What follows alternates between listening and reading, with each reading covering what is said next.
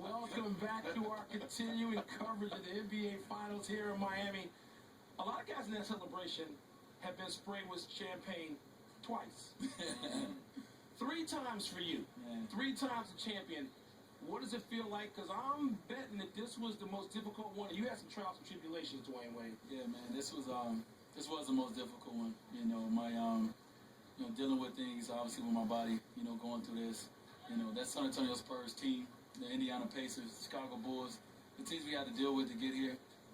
You know, you really can walk away from this and say we gave everything we had, and we really deserve this because they pushed us to our limits. You know, you now are one of the greatest winners in history, one of the greatest champions. but to me, you're the greatest unselfish superstar that's ever played in this game. Take us through, how did you decide when you recruit LeBron and you say, okay, and you're the face of the franchise, you want one of the 2 best players in the league, you and Kobe Bryant were dominating the league at that time. Then you say, okay, I'll take a step back. It's your team. How did you decide to do that?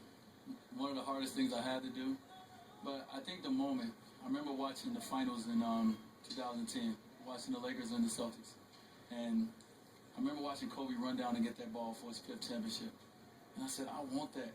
I want that again. And I cut the TV off, and I'm a hater because I was mad, but I wanted that again, and that started the journey to say, how can I put myself in a position to be on a team that can compete championship every year. And I knew I was going to have to take a step back. It wasn't easy. It's still not easy, but I wanted to win. I wanted to win big, and teams, that's why I play a team sport. All success along the journey, you deal with adversity. You've had to deal with it away from basketball. You dealt with it on the floor. You dealt with it during your injuries. But it seems like when the team needs you most, Game 7 against Indy, Game 4 against the Spurs, Game 7 today at home. Talk about how personal pride just plays a factor in your performance. Well, I'm going to be there, you know, for my teammates. And that's one thing that discomfort, because they know that. You know, they know no matter what I'm dealing with, off the court, on the court, I'm going to be there when they need me most. And I pride myself on that. And I told them, I said, listen, I'm going to give you everything I got.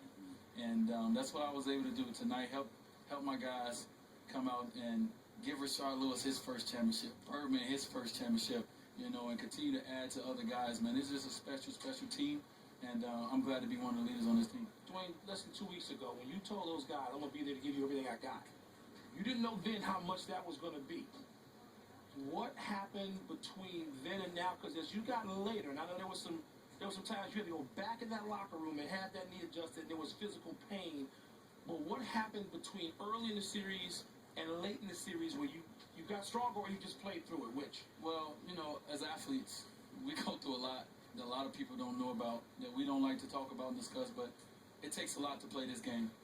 For me, you know, it was just about, listen, okay, I'm dealing with these knee issues. I'm going to stay up 24 hours a day to make sure that I can give you guys what I have. And I started feeling better when the series started in Game 1, but I died down in the second half. You know, then Game 2, I did the same thing. So, you know, talking to myself, I said, listen, if you were able to do that in the first half, you can do it the rest of the game. You just got to stay aggressive. You got to find ways to keep yourself loose and going. So I changed a few things up in what I do in the game, and I was able to have, you know, a couple solid games in a row. We saw you come out with ice one game too. Imagine that was heat. That was heat. Oh, that was heat. That was heat. So that was a new change as well, a new wrinkle as well. Yeah, I had the whole right side heated up. I wanted to keep my knee loose, and I took a knee from Tim Duncan in the first half of that game, so I wanted to keep that loose. But my mind was already said that, you know, no matter what, you know, I'm already dealing with something. So I'm going to go out here and I'm going to give you everything that Dwyane Wade, Flash, whatever you want to call me, whatever I got, I'm about to give it to you. One more follow-up on that real quickly. This summer, I know last summer you thought you had gotten past. As you went, you got better. You had a great regular season, highest shooting percentage. Do you even know what this summer holds now in terms of trying to rest? I know it's rest ahead of me. I had a conversation with my knees today. I told them, listen, we got to get through this, and I'm going to treat y'all good now. So I got to treat them good. Talk to me about trying to make some more history and trying to three-peat. I know we tried. We couldn't do it with my Lakers.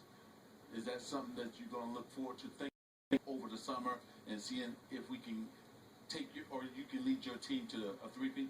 Well, you know, as an athlete, you're always looking for the next challenge.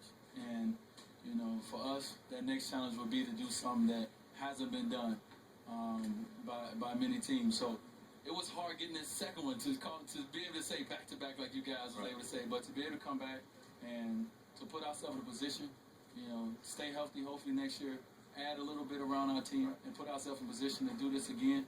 You know, that'll be sweet. So it's gonna be a lot of hard work. Before Jalen asks you his question, I gotta ask you this.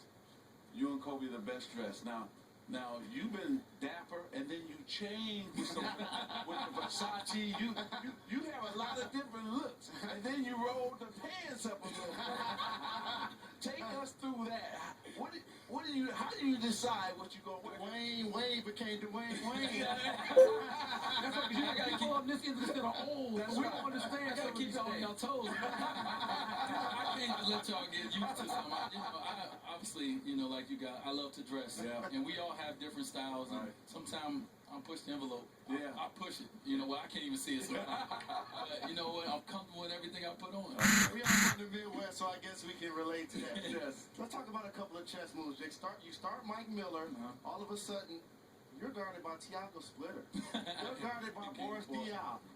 Danny Green hits 5 threes a game up until game 5. Talk about what was being said behind the scenes and how you told yourself, you know what, I got to turn it up. Well, first of all, when I came out, I was guarded by Thiago. I don't disrespect any player, but I mean, come on now.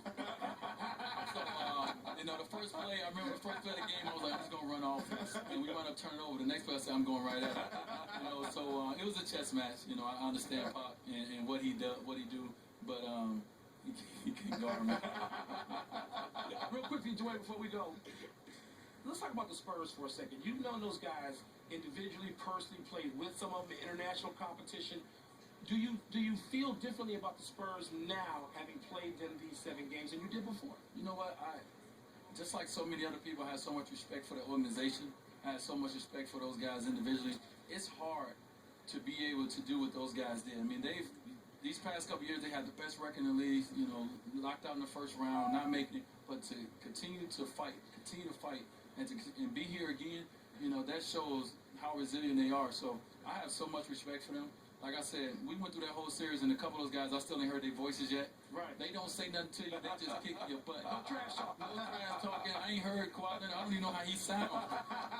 He's a bad boy. You know, so they just kick your butt, man. You know, so we had to overcome. You know, it was a different series coming out of the Pacers where it was a little trash talk, a little physical. Chicago, obviously. This one, they was just silent assassins. You're the class of this league, man. Not just this town, not just Chicago, but the whole league. Thank you, brother. And most unselfish person on the face of this earth. Thank you. 3-time champion. Oh, man, Chance, that sounds Dwyane so Wade. good. Dwyane Wade, thanks for joining us. But no, look at Dwyane. He doesn't show this emotion often.